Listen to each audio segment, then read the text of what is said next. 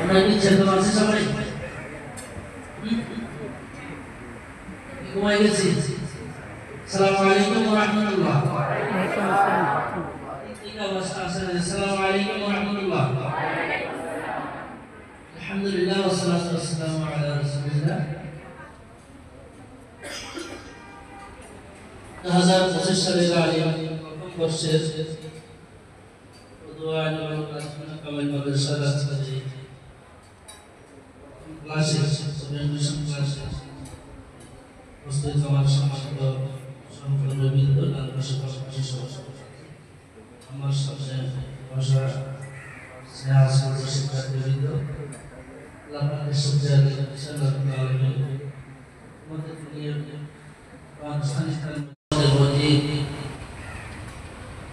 তোমাদেরকে বলছি মুখমকে একটু পড়ার জন্য। আউযু বিল্লাহি মিনাশ শাইতানির রাজীম। বিসমিল্লাহির রহমানির রহিম। আলহামদুলিল্লাহি রাব্বিল আলামিন। আর রহমানির রহিম। মালিকি ইয়াউমিদ্দিন। إياك نعبد وإياك نستعين. اهدنا الصراط المستقيم صراط الذين أنعمت عليهم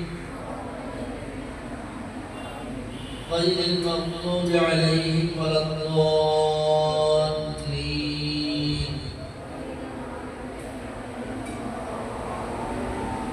آمين. بسم الله الرحمن الرحيم. يا أيها الناس اتقوا ربكم الذي خلقكم من نفس واحدة وخلق منها زوجها وبث منهما رجالا كثيرا ونساء وبث منهما رجالا كثيرا ونساء واتقوا الله الذي تساءلون به والأرحام إن الله كان عليكم رقيبا. বিতাড়িত শয়তান আল্লাহর কাছে আশ্রয় প্রার্থনা করছি, পরম দয়াময় আল্লাহর নামে আরম্ভ করছি।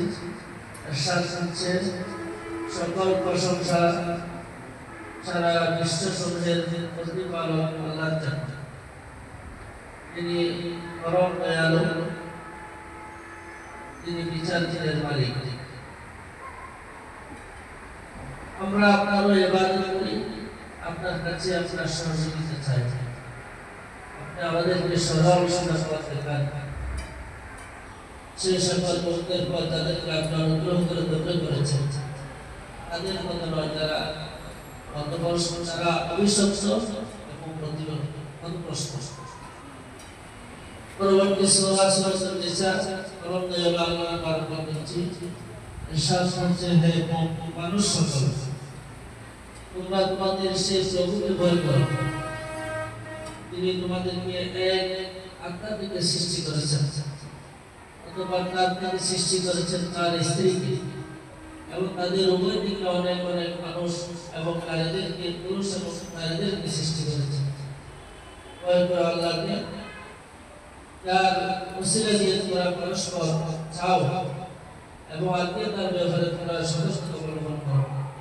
নিশ্চয় আল্লাহ তাআলা তোমাদের সংরক্ষণ, তোমাদের হেফাজত, তোমাদের ব্যাপারে খোঁজখবর রাখেন।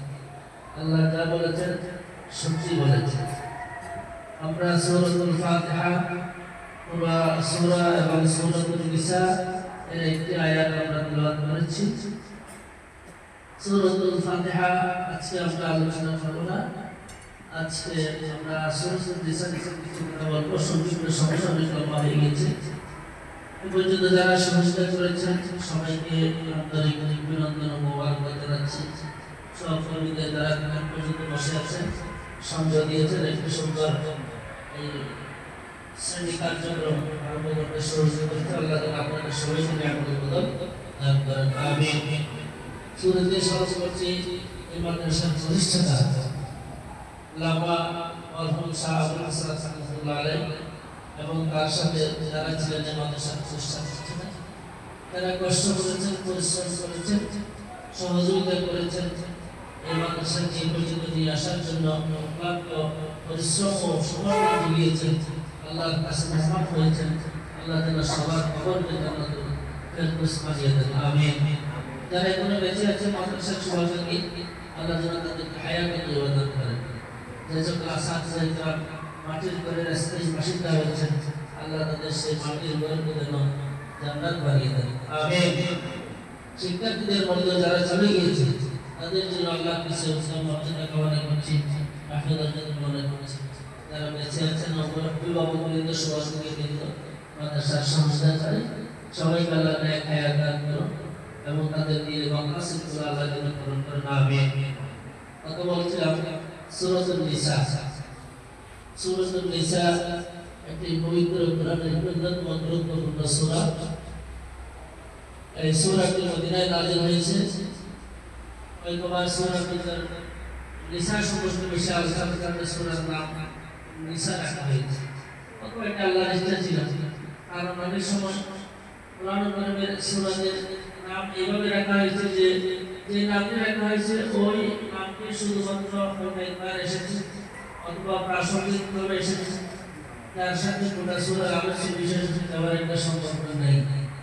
যেমন সূরা ফাতিহা, ফাতিহার নাম করে সূরার আলোচনার সাথে তার একটা গভীর সম্পর্ক রয়েছে।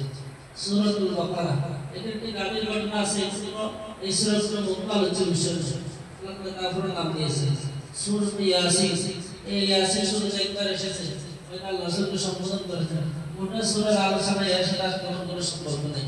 সূরাত আলে ইমরান একবারে এসেছে সবচেয়ে, এবং আলে ইমরান নিয়ে এটার বিশেষ কোনো এই সূরার আলোচনা নেই, আলোচনার কোনো গুরুত্বপূর্ণ আলোচনা করা হয়েছে। তো আল্লাহ তাআলা সূরার নামকরণের বেলায় আল্লাহ তাআলা নিজের ইচ্ছা ছিল, তিনি নিজের ইচ্ছা সূরাগুলোর নামকরণ করেছেন, আল্লাহ রাসূলকে শিক্ষা দিয়েছেন, আল্লাহ রাসূলের কাছ থেকে তারা সাহায্য পেয়ে আমাদের কাছে বর্ণনা করেছেন, আমরা এভাবে নাম পেয়েছি।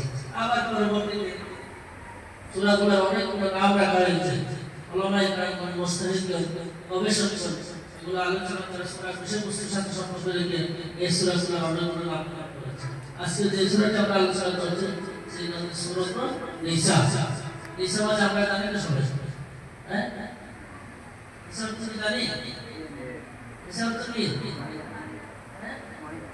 মহিলা, মহিলা মহিলা না মহিলা গণ, মহিলা গণ ইমরাত হচ্ছে মহিলা, ইমরাত হচ্ছে মহিলা, ইমরাতের বহু বচন জমা হচ্ছে নিসা। নিসা মানে মহিলা, মহিলাদের ব্যাপারে এখানে এই সূরায় হয়তো অনেক গুরুত্বপূর্ণ আলোচনা রয়েছে।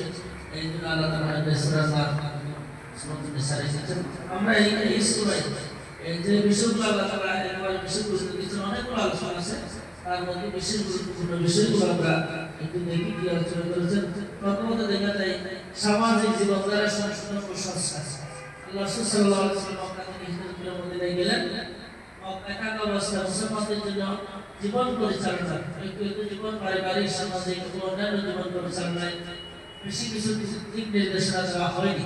সেইখানে ছিল শুধুমাত্র লা ইলাহা ইল্লাল্লাহ মুহাম্মাদুর রাসূলুল্লাহ। কুলু লা ইলাহা ইল্লাল্লাহ তুফলিহুন। এই লা ইলাহা ইল্লাল্লাহ এরপর রাসূল মুহাম্মাদুর রাসূলুল্লাহ, এই দুটো অংশ নিয়ে আল্লাহ সাল্লাল্লাহু আলাইহি ওয়াসাল্লাম যুদ্ধ করেছেন। যুদ্ধ মানে পরিশ্রম, অনেক অত্যাচার নির্যাতন সহ্য করেছেন। মক্কায় থেকে মদিনায় যাওয়ার আগে শেষ নবুয়তের পুরো 10 বছর মদিনায় যাওয়ার হিজরতের একটু আগে আল্লাহ তাআলা মেরাজের মাধ্যমে নামাজ ফরজ করেছেন। পুরো বাস্তবায়ন হয়েছে মদিনায় গিয়ে। মদিনায় যাওয়ার পর সূরা বাকারা নাযিল হলো, সূরা আলে ইমরান নাযিল হলো। এগুলো আল্লাহ তাআলা গুরুত্বপূর্ণ বিষয়গুলো বলেছেন, অনেকগুলো বিষয় বলেছেন, কিন্তু সবচেয়ে একটি সমাজকে পরিবর্তন, সমাজকে সংস্কার করার জন্য যে গুরুত্বপূর্ণ বিষয়গুলো আছে সবগুলো সূরাতুন নিসাতে দিয়েছে। সমাজে পরিবর্তন, আমরা সমাজে শান্তি চাই, সমাজে কি চাই? শান্তি চাই, নাকি চাই না? চাই। পরিবারে কি চাই? শান্তি চাই। পরিবার এবং সমাজের শান্তির জন্য যে সংস্কার হওয়া দরকার সূরাতুন নিসায় আলোচনা করেছে। কারণ বিশ্বে এখন অশান্তি ভরে গেছে। অশান্তি ভরে যাওয়ার কারণ হচ্ছে আল্লাহর শিক্ষাগুলো সরে গিয়েছে। কালামে পাক আল্লাহ আমাদের জন্য যে নির্দেশনাগুলো দিয়েছেন সেগুলো থেকে আমরা দূরে সরে গিয়েছি। গোটা পৃথিবী যখন আল্লাহ থেকে বিমুখ হয়ে গিয়েছে, গোটা পৃথিবী যখন নানা ধরনের জুলুম অত্যাচার নির্যাতনে অন্ধকারাচ্ছন্ন হয়েছিল, তখন আল্লাহ তাআলা মুহাম্মদ রাসূলুল্লাহ সাল্লাল্লাহু আলাইহি ওয়াসাল্লামকে নূর বানিয়ে আমাদের কাছে পাঠিয়েছেন। আল্লাহ বলেছেন কাদ জাআকুম মিনাল্লাহি নূর। আল্লাহ বলেছেন তোমাদের কাছে নূর এসেছে। নূর মুহাম্মদ রাসূলুল্লাহ সাল্লাল্লাহু আলাইহি ওয়াসাল্লাম। আর নূর বা আলো কখন দরকার হয়? যখন অন্ধকার থাকে। এখন কি কেউ টর্চ লাইট জ্বালাবে? জ্বালাবে কেউ? মোবাইলের আলো জ্বালাবে? জ্বালাবে না। কেউ কি বাতি জ্বালাবে কেন? জ্বালাবে না, কারণ একটা সূর্যের আলো আছে, একটু জ্বালাবে। কিন্তু যখন সন্ধ্যা হয়ে যাবে, সূর্য যখন অস্ত যাবে, যখন কোনো কিছু দেখা যাবে, আমরা যখন এখানে বসে থাকবো, তখন সবাই মিলে চিন্তা ভাবনা করবে যে মাদ্রাসায় একটা লাইট দিতে বাকি লাগবে, একটা চার্জ লাইটের ব্যবস্থা করলে না, ওদের অনেক সকালে তারা মোবাইল আছে না, মোবাইলের আলো জ্বালানো আমাদের কিছু নজির। পৃথিবী যখন আলো বুঝতেছিল, তখন আল্লাহ তাআলা মুহাম্মদ রাসূলুল্লাহ সাল্লাল্লাহু আলাইহি ওয়াসাল্লামকে আলো বানিয়ে দুনিয়া পাঠিয়েছিলেন। আল্লাহ নবী সাল্লাল্লাহু আলাইহি ওয়াসাল্লামের চরিত্রের আলো দিয়ে গোটা পৃথিবীকে আলো করেছেন। হযরত রাসূল করিম সাল্লাল্লাহু আলাইহি ওয়াসাল্লাম জিজ্ঞাসা করে সাহাবায়ে কেরাম, হযরত মা আয়েশা রাদিয়াল্লাহু তাআলা আনহা মা জানু উম্মাহাতুল মুমিনিন তার কাছে এসে জিজ্ঞেস করলেন, আমাদের রাসূলের চরিত্র সম্পর্কে একটু বলুন। মা আয়েশা বললেন, তোমরা কি কোরআন পড়ো নাই? তোমরা হ্যাঁ পড়েছি। তখন মা আয়েশা বললেন রাদিয়াল্লাহু তাআলা আনহা, কানা খুলুকুহুল কুরআন। আল্লাহর নবীর চরিত্র হচ্ছে কোরআন। এই কোরআনের 30 পারার ভিতরে মুহাম্মদুর রাসূলুল্লাহ সাল্লাল্লাহু আলাইহি ওয়াসাল্লাম নিজে লুকিয়ে রয়েছে। আর মুহাম্মদুর রাসূলুল্লাহর জীবনের ভিতরে গোটা 30 পারা কোরআন লুকিয়ে রয়েছে। আর অংশ বিশেষ আমাদের জন্য আল্লাহ তাআলা সূরাতুন নিসায় বর্ণনা করেছেন। এখানে আর কি কি গুরুত্বপূর্ণ বিষয় বলেছেন? পরিবার গঠন, পরিবার গঠনের নীতি বর্ণনা করা হয়েছে এবং বিয়েকে বিধির আওতায় আনা হয়েছে। আর বিয়ে প্রচলিত ছিল, আবার বিয়ের বাইরে সংসার চালছিল। বিধি প্রচলিত ছিল, আবার বিয়ের বাইরে ছিল সংসার ছিল। অনেক এখানে বিশেষ করে বিধবা নারীদের জন্য কোনো বিয়ে শাদীর ব্যবস্থা ছিল না। এদেরকে সমাজের লোকেরা যে জামানে আল্লাহ রাসূল সাল্লাল্লাহু আলাইহি ওয়াসাল্লাম আসলেন, আসার পরে আল্লাহর পক্ষ থেকে তিনি আলো নিয়ে আসলেন, কোরআন নিয়ে আসলেন এবং সূরাতুন নিসা নাযিল করলেন যে আমাদের পরিবার গঠনের জন্য বিয়ে শাদীর আওতায় জীবনযাপন। এখন আমরা তো বড় হইতে অনেক কিছু জানি, অনেক কিছু লেপ তৈরি করে, লেপ তৈরি করে বিয়ে ছাড়াই জীবনযাপন করে। এবার পৃথিবীতে অনেক জায়গায় প্রতিষ্ঠিত বিয়ে ছাড়া সংসার, বিয়ে ছাড়া সংসার অনেক জায়গায়। আমরা অনেকে এখানে ছেলেদের মধ্যে অনেকে ক্রিশ্চিয়ান রোনালদো ফ্যান ফলোয়ার আছে না? ক্রিশ্চিয়ান রোনালদো কেউ পছন্দ করে, আমি তাকে পছন্দ করি, কাকে পছন্দ করি। দেখেন ক্রিশ্চিয়ানো রোনালদো পর্তুগালের, তাই নাকি কেউ? আমি তাকে পছন্দ করি না, তার কারণ সে খ্রিস্টান এবং বিবাহ পদ্ধতি জীবনযাপন করে। আমি তাকে পছন্দ করি না, কিন্তু তার খেলার স্টাইলগুলো, তার গোল দেওয়া এগুলো আমার ভালো লাগে। আপনি খেলা দেখেন? হ্যাঁ দেখতাম। 1997 ইংরেজি পর্যন্ত খেলা দেখেছি, মাঠে ময়দানে খেলেছি, টিভিতে খেলা দেখেছি। 1998 দেখেছি, একবার নাই হয়ে গিয়েছে। অনেক খেলা আমাকে দেওয়া দিয়েছিল, আমি যাইনি। শুধু ওদের না দেওয়া পিঠে করেন একটা হচ্ছে আমি পূর্ববঙ্গের প্রিন্সিপাল, এটা লোকেরা ভালোভাবে নেবে না। আর 2 নম্বর হচ্ছে আমি মনে একটু চাচ্ছি যেহেতু এখানে অনুষ্ঠান বিষয়গুলো অনেকগুলো জড়িত আছে, একটু চিন্তা করতে আর আপনি যেটা বলতেছেন ক্রিশ্চিয়ান রোনালদো সে বিবাহ বহির্ভূত সংসার করেছে আর বাচ্চা কাচ্চা হয়েছে, এটা এই দেশে বৈধ। ইহা বিবাহ বহির্ভূত কি করে সংসার, আপনি জানেন না? আপনাদেরকে জানিয়ে দিবেন, এটা পর্তুগালে একটা জায়েজ, পর্তুগালে এটা জায়েজ, এটা বৈধ। বিয়ে বহির্ভূত সংসার করা আমাদের দেশে কিছু কিছু হচ্ছে এরকম বিবাহ বহির্ভূত সংসার, যে ঢাকায় মাঝে মাঝে পাওয়া যায়, এছাড়া আছে জীবনযাপন করছে, বয়স করছে, তারপর চলে গিয়েছে বিয়ের কোনো ডকুমেন্ট না, বিয়ের কোনো ডকুমেন্ট নেই। এই বিষয়টা বিশেষ করে হয় আমাদের ছবির যারা নায়ক এবং নায়িকা যারা আছে তাদের জীবনে এই স্টাইলগুলো, তাদের লাইফ স্টাইলগুলো বিশেষভাবে দেখা যায়।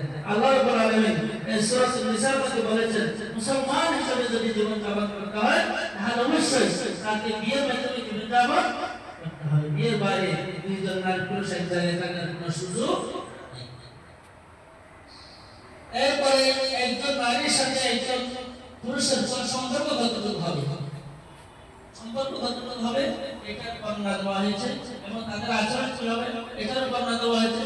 এই ব্যাপারে আরো বিস্তারিত বর্ণনা আছে সূরা নূরের মধ্যে, সূরা নূরের মধ্যে আরো বিস্তারিত বর্ণনা আছে।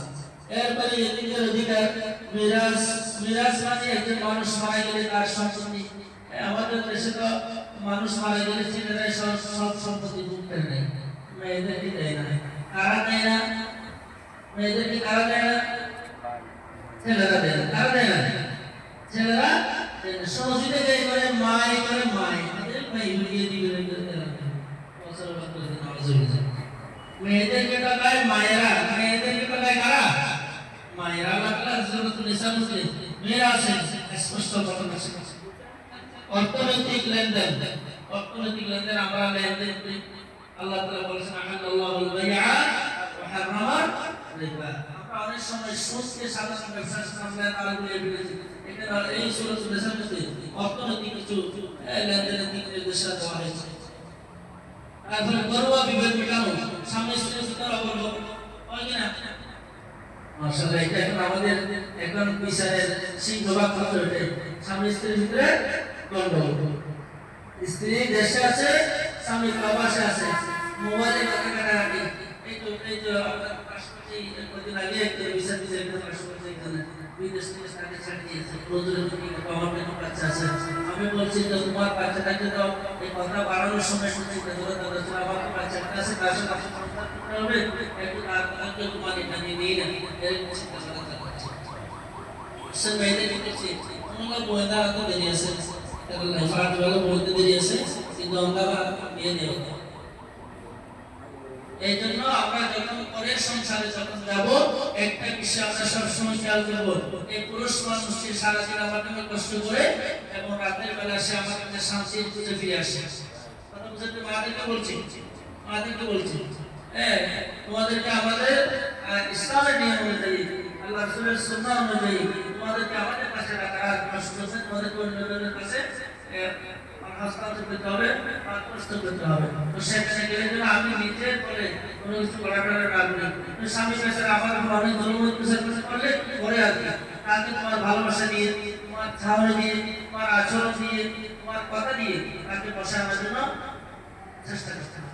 বলা হয় তাকে স্বামী একটা সংসার থেকে স্বামী হচ্ছে একদম দুরন্ত উড়ন্ত ঘোড়ার মতো, দুরন্ত উড়ন্ত ঘোড়ার মতো। তাকে তুমি কত তোমার ভাব যখন তাকে বসে উঠতে পারছো, বসে করার উপায় কি? একদিন দুরন্ত উড়ন্ত ঘোড়া তুমি বারবার মারো, তাকে আঘাত করো, সে তোমার বসা হবে না। সে বসে বসতে হবে, তাকে সোহাগ করতে হবে, তাকে আদর করতে হবে, তাকে তোমার কাছে পেতে হবে। তারপরে দেখো সে বসে হয়ে সংসার বাড়ি চলছে। আমরা পুরুষদেরকে আগের সময় আবার একটা সবসময় একটা বক্তব্য থাকে, সেটা হচ্ছে কখনোই ঝগড়া ঝাঁটি হলে যেন আমরা তালাক শব্দটি ইউজ না করি। তালাক শব্দটি যেন আমরা ব্যবহার না করি। এটা আমি কমন ডায়ালগে বলেছি, কমন বক্তব্য করেছি যে আগের অনুষ্ঠানে যে বক্তব্যগুলো আলাদা নেই, অন্য অনেক কথা সে এটা আমি বেশি গুরুত্ব দিয়ে বলি। কারণ এই যে আমাদের সামনে আসতেছে, স্বামী কিছু চিন্তা করে এক তালাক, দুই তালাক, তিন তালাক সবগুলো বলে ফেলেছে। বলার পরে তারপরে আমাদের কাছে আমাদের দুইটা দিতে পারছে, অনেক বড় হয়ে গেছে। আরে বাবা এটা এই তো সবগুলো বলার আগে চিন্তা করার দরকার ছিল। এই জন্য মেয়েদেরকে বলবো সংসারে যখন যাবে এই কথাটা আমার কথাগুলো একদম মনে মনে কোটায় তোমার মাথার যেখানে যেই জায়গায় তোমার সবচেয়ে সেইটাকে সেই জায়গায় সেই করে একটা কথা, সেটা হচ্ছে স্বামীর সাথে অযথা কোনো ঝগড়া যাবে না।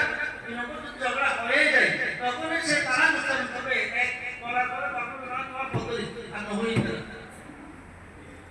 বলা যাবে না, বলতে হবে যদি সংসার টিকে চাই। আর যদি বলেন আমার বাবার গজিত চাউল আছে, আমার বাবার একাউন্টে ব্যালেন্স আছে, আমার অনেক টাকা পয়সা, আমি বাবার ঘরে থাকবো, ইয়ে দেবে না, শাশুড় শাশুড়ি বাবার বাড়ি মজা কি বুঝতে পারে তো যদি বিয়ে হয় না তাহলে সবাই বোন হিসেবে আশ্রয় দেয় মেয়ে কন্যা হিসেবে আশ্রয় দেয় ফু হিসেবে আশ্রয় দেয় বাড়ি দীপাঙ্গি হিসেবে আশ্রয় দেয় সংসার বাড়ি যখন আসবে তখন সবকিছু একটা অবাক দেও একটা শরীর মধ্যে ফোরাও যখন মানুষের জন্য যন্ত্রণার কারণ হয় একজন বিবাহিত নারী শাশুড় বাড়ি থেকে যখন ফিরে আসে নিজের বাপের বাড়িতে ফিরে আসে তখন সে সেরকম অভাব দেও হয় যে সবার কাছে প্রতিবেশীর কাছে নিজের মায়ের কাছে বাবার কাছে কথায় কথায় তোমাকে বলবে বিয়ের আগে অনেক আগে করে কিন্তু বিয়ের পরে দেখবে যে কথায় কথায় 10 কথার মধ্যে মায়ের কাছে না বলার জন্য কিন্তু বলার জন্য 10 কথা বলবে যে মায়ের এসেছে কথাটা মায়ের মেয়েরা আগে বলে যাই হোক এই সময়ের মধ্যে পারিবারিক যে সমস্যা বিভেদ মেটানোর জন্য ঘরের পক্ষ এবং ঘরের পক্ষের উভয়কে আপনারা হাসতেছেন যে আপনাদেরও আছে ভূমিকা আছে এই যে বেচারি মানুষটি আমার মা যে আমাকে লালন পালন করছে আর কষ্টটা আমি একবার চিন্তা করলাম না এই মা যে আমি সকালে ঘুমিয়েছি আমার মা সকালে উঠে দিকে ওঠার পরে এই মা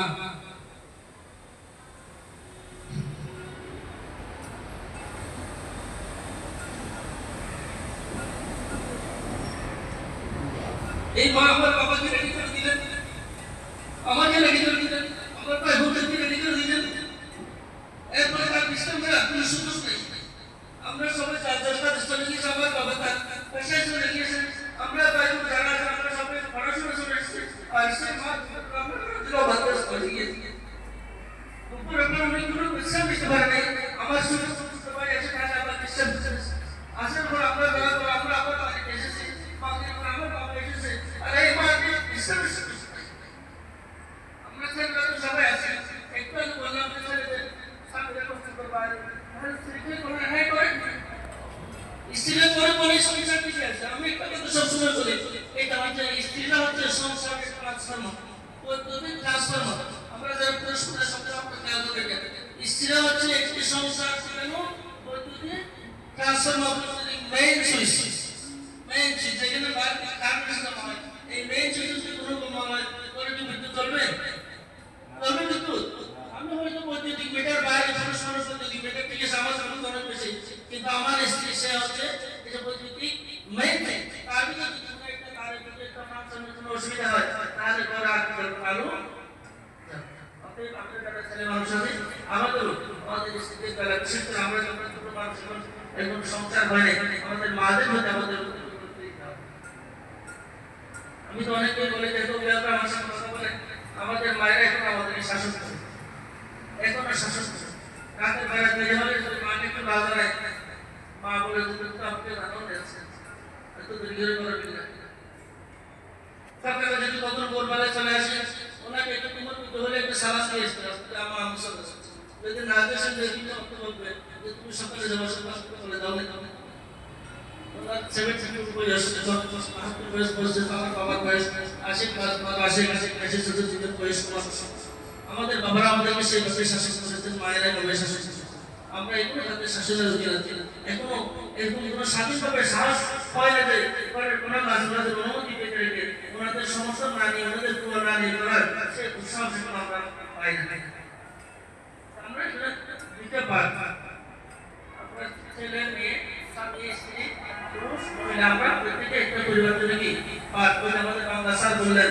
যে আমরা যে কোনো একটা সমস্যা যদি আমরা যৌথভাবে সামষ্টিক হচ্ছে আমরা মোকাবেলা করতে আমাদের সময় বাঁচবে এবং কাজটা যেমন সুন্দর হবে আমরা এটা তোমার মনোদর্শন করছি না এটা দাদা হিসাবে কাস্টমার সিস্টেম এক বিষয়টা এক পার্ট আমরা সব সমস্যা নেই পরের পার্টটা কি হয়েছিল এটা আমরা কখনো শুনেছি এগুলো ওই ভিতরে এই জন্য নাই একটা সমস্যা হচ্ছে মোকাবেলার জন্য বা একটা সংসারকে সুন্দর করার জন্য একটা পরিবারকে টিকে রাখার জন্য স্বামী স্ত্রী কি রয়েছে ভূমিকা রয়েছে যদি গন্ডগোল হয়ে যায় এই সুরার মধ্যে বলছেন যে উভয় পরিবারের ভূমিকা কি হবে উভয় পরিবারের ভূমিকা কি হবে এখানে পাঁচ থেকে উভয় নমুনা বলছে উভয়ের মধ্যে সংশোধন করে নিতে পারছে না বলে নাই আমাদের কাছে যদি তারা যাচ্ছে আমরা চেষ্টা করছি সংসার আবার চেষ্টা করি একটা কাজ পেয়ে যায় সেটা জোড়া দেয় না একটা কাজ আমাদের জন্য চেষ্টা করে এবং আমরা চেষ্টা করি তার এই পরিবারের বিরোধ মেটানোর বিশেষ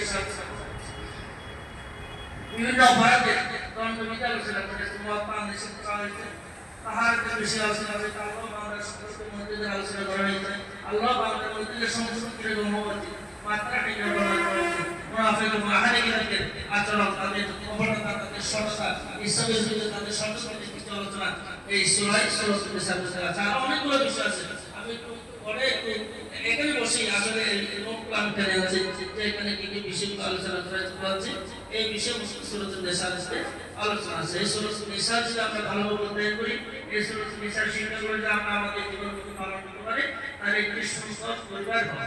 আমরা কি পাবো? একটি সুন্দর পরিবার পাবো, একটি সুন্দর সমাজ পাবো, এবং পরিবার ও সমাজের এরকম সমাজের সাথে সমাজ যখন হয়, রাষ্ট্রের রূপান্তরিত হয়, তাহলে আমরা একটি সুন্দর রাষ্ট্র পাবো। আল্লাহ আমাদের বোঝার তৌফিক দান করুন, আমিন।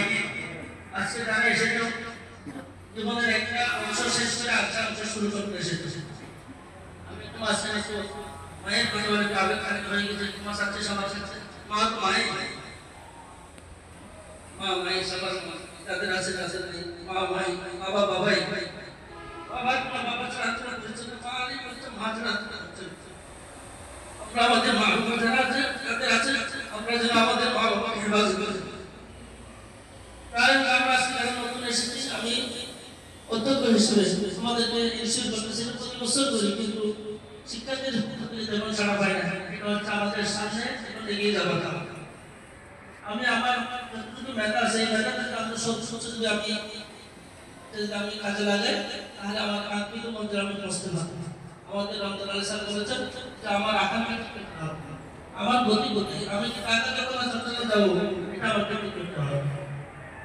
এক সময় মাদ্রাসার ছেলেমেয়েরা আমাদের শিক্ষা পিছিয়ে ছিল, 15-16 বছরের বেশিরভাগই এই শাসনের সামনে আমাদের মাদ্রাসা পড়ুয়ার একটা আশা হয়ে গেছিল। সকল পড়ালেখা যদিও নিজেকে চেনার জন্য আল্লাহকে চেনার জন্য, কিন্তু এর বাইরে আমাদের একটা আকিদা থাকে যে আমি পড়ালেখা করে দেশে আমি সবাইকে শান্তি ছিলাম, একটা ছাত্র চাকরি করে একটা মানুষের প্রতি আশা আছে। তো মাদ্রাসার শিক্ষার্থী ছিল তারা হতাশ হয়ে গিয়েছিল যে মাদ্রাসার পড়ুয়া, বিশেষ করে আমাদের মা বাবা তারা ইউনিভার্সিটি মাদ্রাসা পড়লে কিছু নয়, কারণ এখানে চাকরি পাওয়ার কিছু নয়, হোটেল মাদ্রাসা করেন আপনি আরো যাবেন স্কুল কলেজ ইউনিভার্সিটি করেন, তাদের জন্য একটু সুসংবাদ হচ্ছে এইবারে গত কিছুদিন হচ্ছে চিকিৎসক বিশেষ বিশেষ হয়েছে, এই বিশেষ মধ্যে শুধুমাত্র মাদ্রাসা থেকে পড়ে বিসিএস গিয়েছে, আর কোথাও যায় না। তাদের সাথে ফুল একেবারে মাদ্রাসায় সে বিসিএস গিয়েছে। আর ঢাকা ইউনিভার্সিটির কথা অনেকে বলেছেন যারা ডাকসুর যারা এই তাদের স্টাফ করে নিয়েছে, তার মধ্যে ম্যাক্সিমাম এখানে প্রায় 80 উপরে আমাদের মাদ্রাসার স্টুডেন্ট আগে পাস করে গিয়েছে, কেউ আগে পাস করে গিয়েছে। তাহলে আপনারা দেশ বাঁচাচ্ছেন, আমরা পারি না, আমাদের মধ্যে সে স্পেশালিটি নাই, অবশ্যই সেগুলি ফু দিয়ে দিতে হবে, চাইলে দিতে অবশ্যই আগে থাকতে পারে, আমরা ফু দিয়ে দিই। হয়তো আমি এতই নিজেকে নিয়ে চিন্তা করে নেই, আবার একটা নিজেকে চিন্তা করি, তাহলে আমার তো মেয়েদের সব মেয়েরা বলবে আমি বিয়ে দিয়ে দিলে 3 সমস্যা নেই, বিয়ে দেওয়ার পরেও তাদের অন্য ইচ্ছা আছে তারা পড়ালেখার সাথে এগিয়ে যেতে পারে। আর তারা বলবে আমার সমস্যা নেই, তাদের কোনো অপশন নেই, আমার সংসারে বাচ্চা কাচ্চা বিয়েতে পড়াশোনা নেই, বেশি অভিযোগ দরকার, একজন লেখাপড়া জানে, একজন আমাদের মায়েরা তাই উচিত লেখাপড়া জানতেন। আমার মায়ের পড়ালেখা হচ্ছে মানে ও বাইরে শিখে কোনো প্রতিষ্ঠান লেখাপড়া আসলে আমার কাছে প্রমাণিত হয়ে যাবে। আমার বাবা কিন্তু আমার মা ছিলেন ঘরে পড়বো, তবে এখনো পর্যন্ত তিনি ব্যবহার করেন, 72 বছর বয়স, এখনো পর্যন্ত কি বলেন ব্যবহার করেন। আরেকটা বিষয় সঙ্গে কোনো অবাক হবে, সেটা হচ্ছে গল্পের বই পড়ে, গল্পের বই অনেকের মায়ের আবার মায়ের গল্পের বই পড়ে, উপন্যাস পড়ে, আবুল হাসানের যারা পড়েন তো থাকবেন, আবুল হাসানের লেখা বইগুলো ওরা মানে বালিশের পাশে আমাকে এগুলো দেবে না, আমার কিন্তু হয়ে গেল রসপন্ন হতো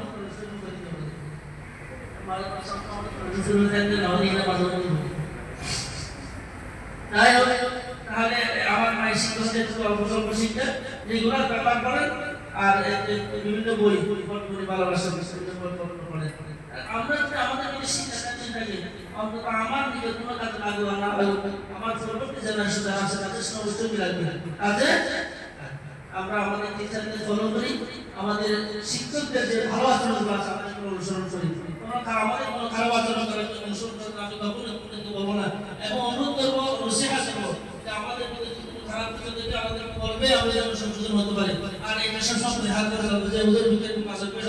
আমরা একটা দেখো না দেখার মতো থাকি আমার টিচার উঠে বাজে করে দেখো না দেখার মতো থাকে তাহলে আসো কথা না বলে অনেক কথা হয়ে গেল এখন পৃথিবীতে যারা প্রতিষ্ঠিত হয়েছে কোন সৌরতন্ত্র ছাড়া রাজার ছেলে রাজা হয় না তারা উঠে আসে সবাই উঠে ফ্যামিলির বেশি ফ্যামিলি যারা তাদের আমরা নিম্ন ফ্যামিলি বলি তাদেরকে আমরা দরিদ্র বলি তাদেরকে আমরা অসহায় বলি তাদেরকে আমরা পিছিয়ে পড়া গোষ্ঠী বলি এই সমস্ত লোকেরা পৃথিবীতে নেতৃত্বে সবাই যত সব পৃথিবীর বড় বড় নেতৃবৃন্দরা আছেন শাসকরা আছেন তাদের জীবন যদি আমরা দেখি এগুলো সবাই ছোটবেলায় কারা খেয়ে নিয়েছেন একবেলা খেয়েছেন দুবেলা খেয়েছেন একবেলা খেতে পারেন নাই একবেলা উপবাস থেকেছেন একবেলা খেয়েছেন আবার কেউ আরো 3 বেলা বসে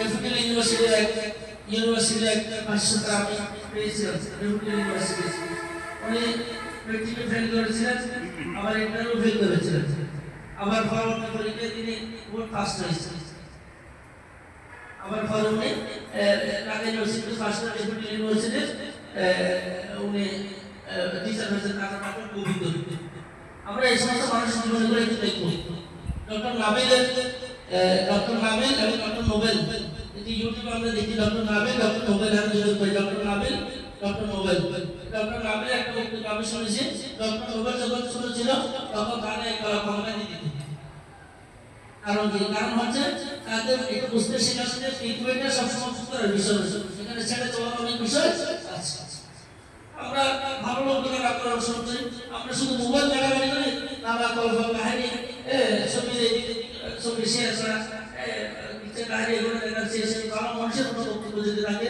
কোনো ভালো মানুষের কোনো ভিডিও যদি দেখি এবং এগুলো অনুসরণ করার জন্য চেষ্টা করি আল্লাহ আমাদের সবাইকে কবুল করুন আমিন অনেক কথা হয়ে গেল কথা এখানে শেষ করছি এই মাদ্রাসা আমি যতদিন আছি আল্লাহ আমাদের প্রতি রাখি নিজে এখানে আমার স্বাস্থ্য এবং টাকা আমার মস্তিষ্ক যতদিন ঠিক থাকবে ইনশাআল্লাহ আমাদের যে কোনো সহযোগিতা করতে আমি রাজি আছি তোমরা কি সহযোগিতা নিতে রাজি আছো কিনা যে কোনো সহযোগিতা আমি আমাদের মধ্যে যদি থাকে ইনশাআল্লাহ আমি সহযোগিতা করবো সেটা হোক ব্যক্তিগত পারিবারিক বা পড়ালেখার ব্যাপারে কোনো হোক বিশেষ ব্যাপারে আরো যাবেন এখান থেকে চলে যাওয়ার পর যদি কখনো কোথাও গিয়েছে আপনার একটা সহযোগিতা করা দরকার আমি এখানে অর্ডার দিয়ে দিচ্ছি যে আমার ক্ষমতা ভিতরে যদি থাকে আমার মাথা যদি ঠিক থাকে আমার জীবন যদি ঠিক থাকে তাহলে ইনশাআল্লাহ সবটা সহজ আল্লাহ আমাদেরকে আবার বলেছে আল্লাহ আমাদের সবাইকে কবুল করুন আমিন আসসালামু আলাইকুম ওয়া রাহমাতুল্লাহি ওয়া বারাকাতুহু আমিন